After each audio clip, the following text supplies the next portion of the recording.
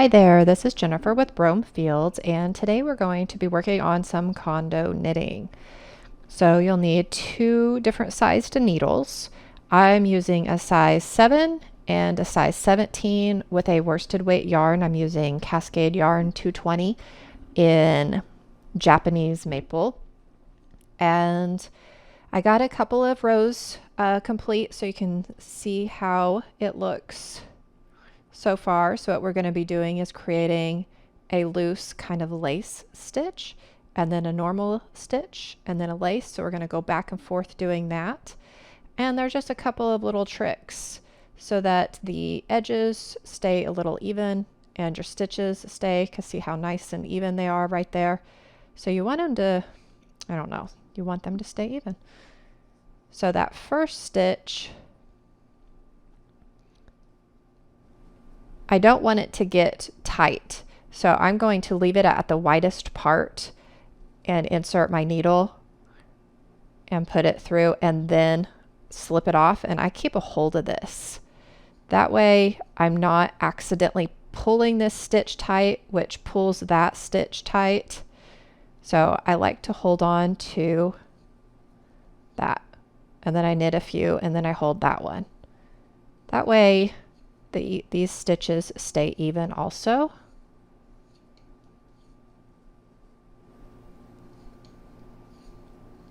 And then just work all the way to the end.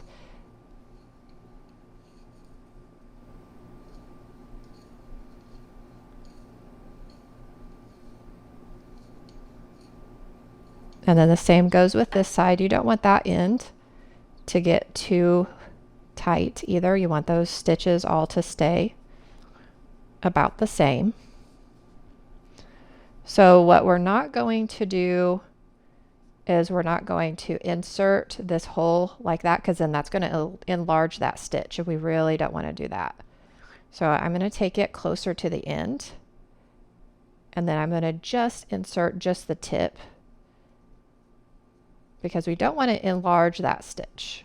And then I want it to be to where it's just a little loose, not too tight, not too loose, but you just want it to glide. And you notice I'm a fan of holding the stitches in place. It just gives you a more even look. And then we're going to work all the way to the end.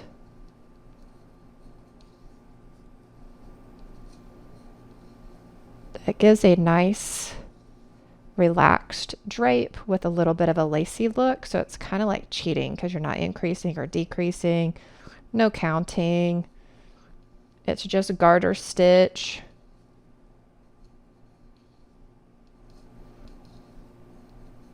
Which is one of my favorites because it gives just a nice